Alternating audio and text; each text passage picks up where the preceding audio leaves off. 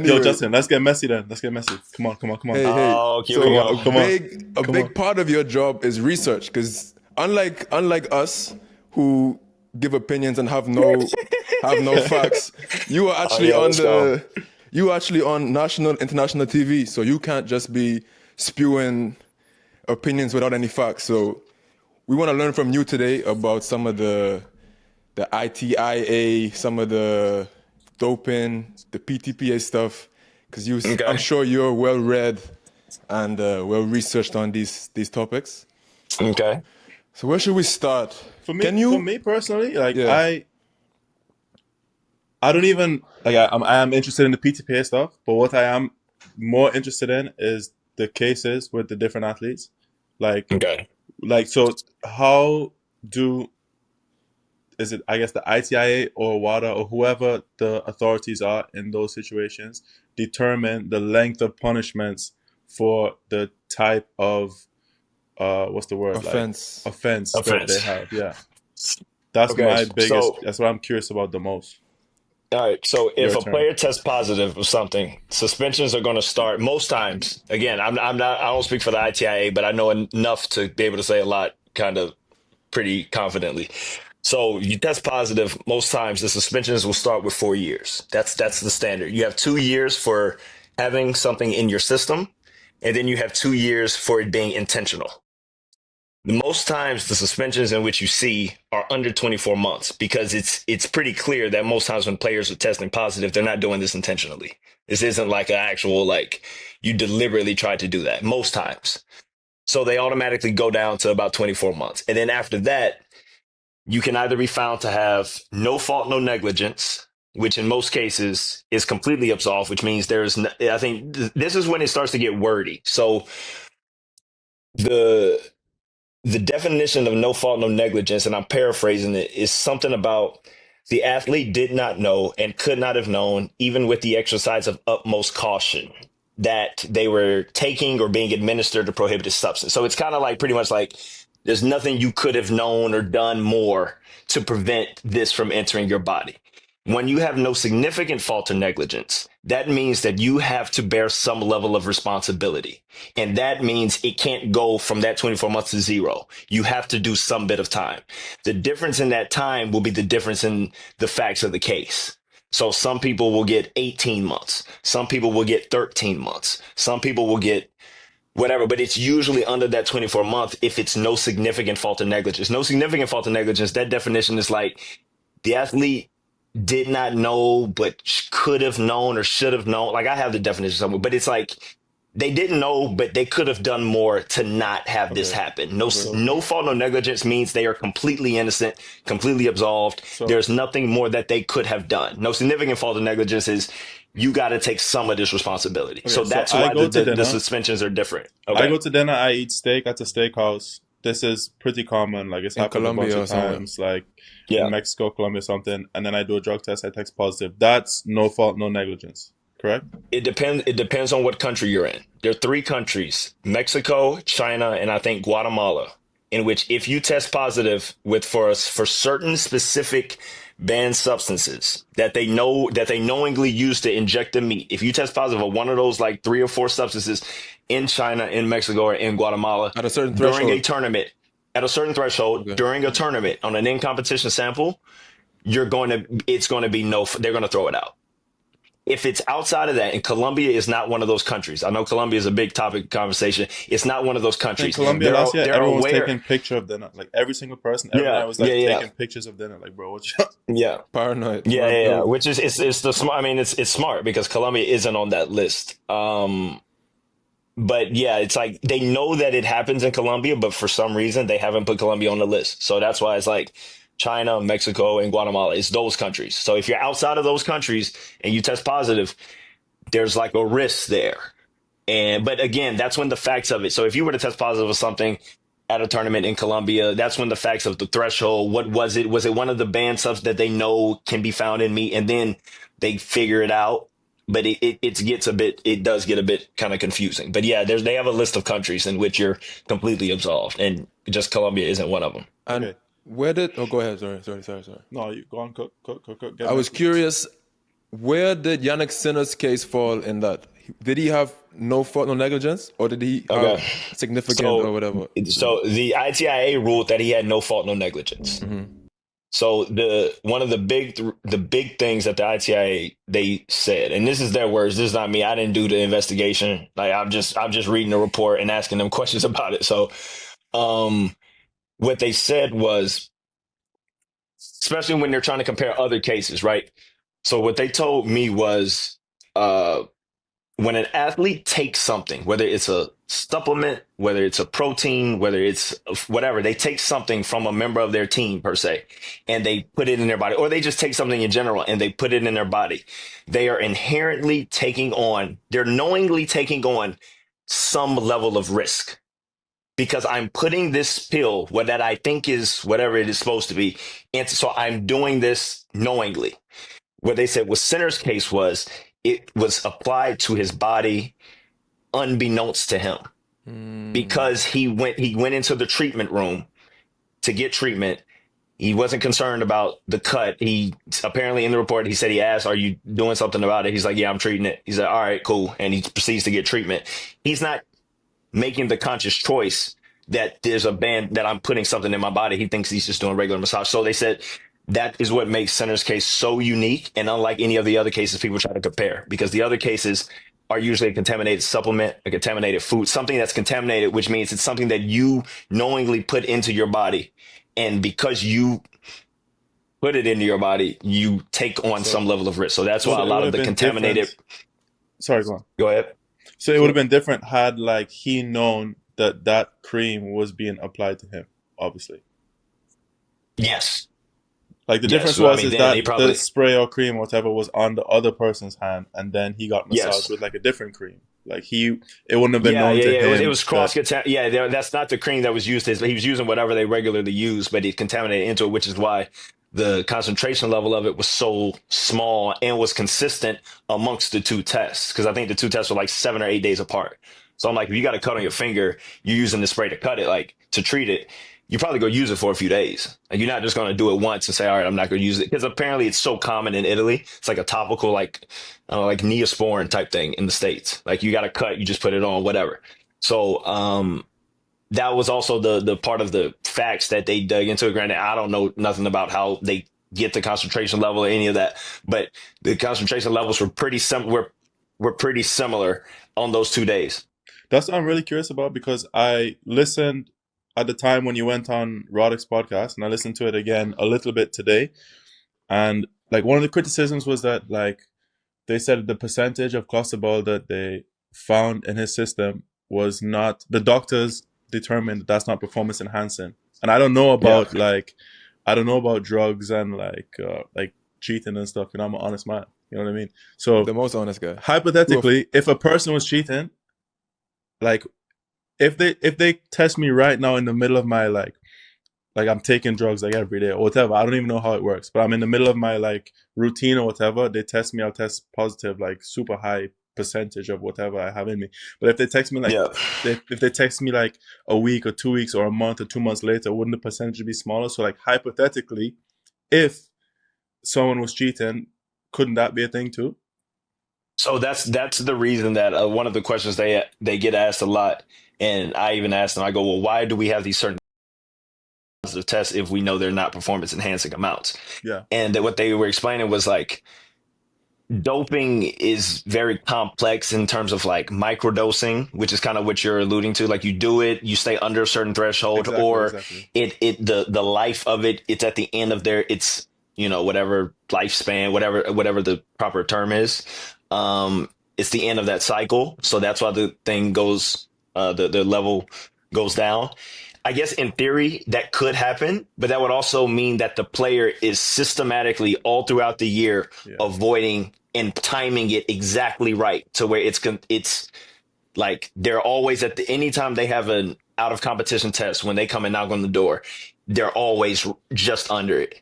And it's like, So he would need to all right, well, know, if you're someone would need that to good, you know would when have the to tests know. are. You would have to know when the tests come. And I've talked to. I mean, I'm not in the whereabouts portal now, but I was, and I know other players who've been in it. They're like sometimes they'll come 2 or 3 days in a row, and they'll get you, and then they'll leave, and they'll come back and knock again the next day. just because they want to, change it up. They want to throw you, Ah. you're back. Gotcha.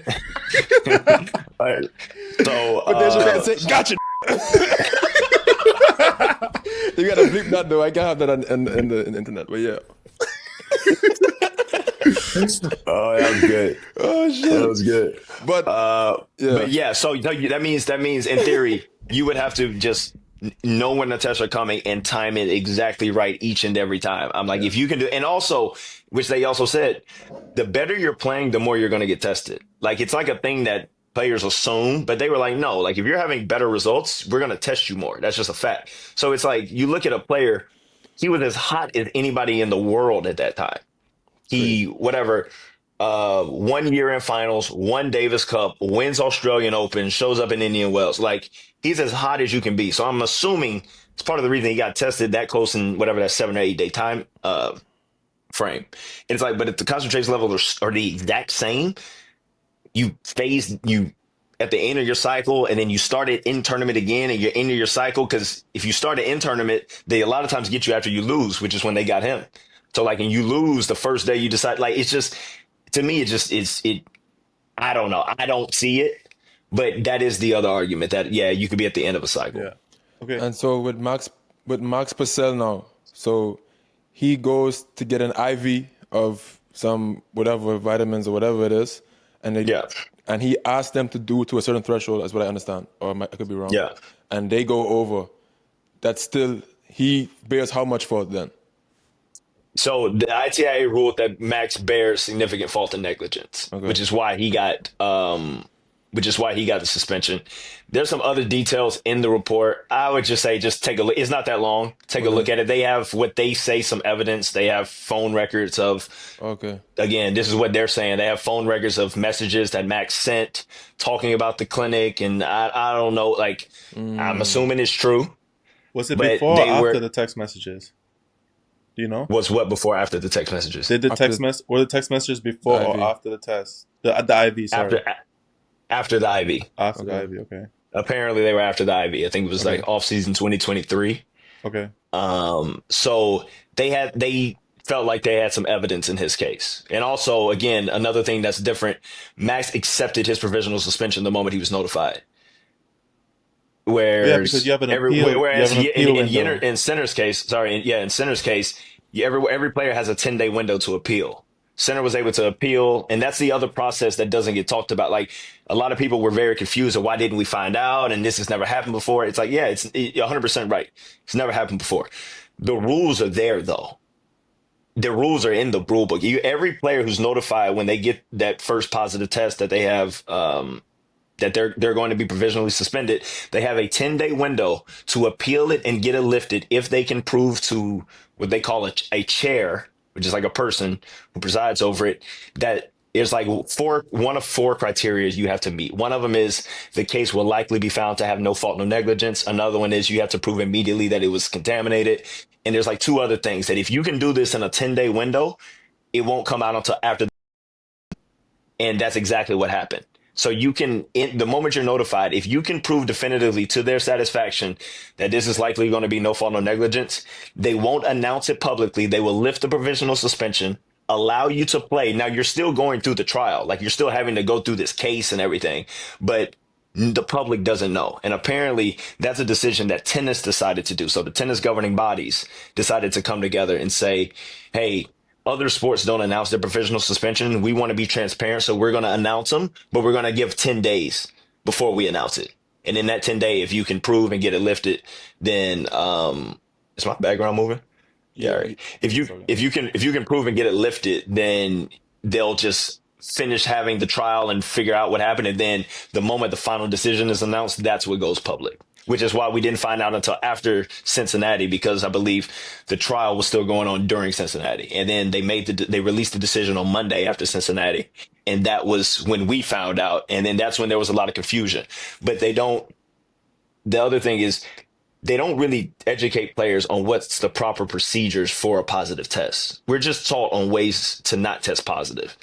Like they always, I don't know if you guys have had to sit through it, but they always tell you, look for the Certified for Sport, look for the NSF on your proteins or your supplements or your vitamins. Like that's what they tell you, they give you a lot of information on how to not, on how to not test positive.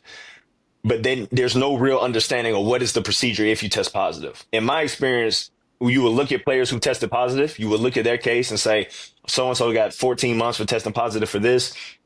All right, I guess that's just kind of the rule. I guess that's kind of how it works. Oh, this person tested positive for this and they were out for longer. I guess that's how it works. But like not even understanding the difference between, there's a different level of responsibility if you take a contaminated supplement versus a contaminated medicine versus a contaminated vitamin. Like they're all different criteria. Contaminated vitamin is like the lowest one. Contaminated supplement is the next one. Contaminated medicine is the highest. Like it's almost like if you're taking medicine, you're assuming there's no way in the world this is contaminated. Like, so you've kind of done your due diligence if it's medicine per se. That's how Iga's case was. Melatonin is considered medicine in Poland, so it wasn't a supplement. So because she bought what she thought was medicine, there's less responsibility on the player because you're assuming that the manufacturer of this medicine isn't going to contaminate it. Mm-hmm. If you're getting a supplement, it's a little risky sometimes. If you're getting a vitamin, it's a little risky. So it's like there's different level of responsibility depending on what it is in the system. And so all of these are nuances that we didn't know before the center case, but I think now more people are starting to understand. Do you think tennis is clean? I've seen you guys have this conversation a little bit. Yeah. I think that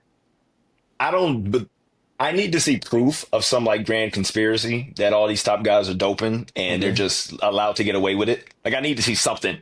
I need to see something that'll make me be like, okay, I don't just look at like, oh man, look at that guy went for 2-3 back-to-back matches for 4.5 hours. Got to be juicing. Like I don't. That's just me. I don't jump that far that fast. I need to see something that makes me kind of start to question it. I would say that I could see if I were to say tennis is or players are doping. I would just say, like a lot of people, I think TUEs probably get abused. But at the same time, I'm also a person who goes, I'm not a medical doctor. So I have no right to go to somebody and tell them that what a medical doctor said they need, they don't need. It's kind of like does it probably get abused? Yeah, I'm sure. But I don't have the background or the knowledge to say definitively, you don't need this thing that a doctor said you need. I'm just like, all right. I mean, sure. Okay. I guess maybe you need it. Like, I don't know. But I just kind of try to focus on me.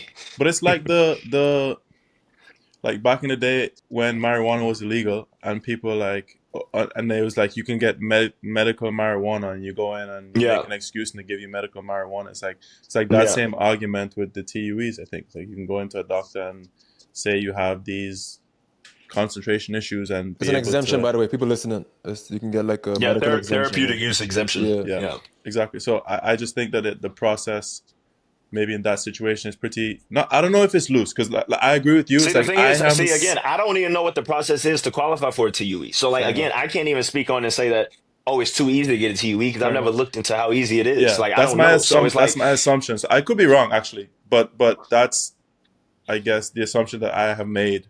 From like the rumors that are spread around like the locker room talk, you know. Yeah. I mean, I hear it, but again, I always go back to like I need a little something.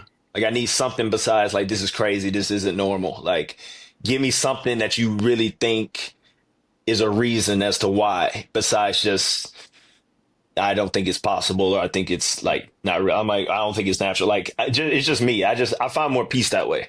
Yeah, if I don't have any proof of like something, I'm not about to rack my brain and swear that it's something that it very well could not be, you know? So it's like, and it's also not really your responsibility either. Yeah, exactly.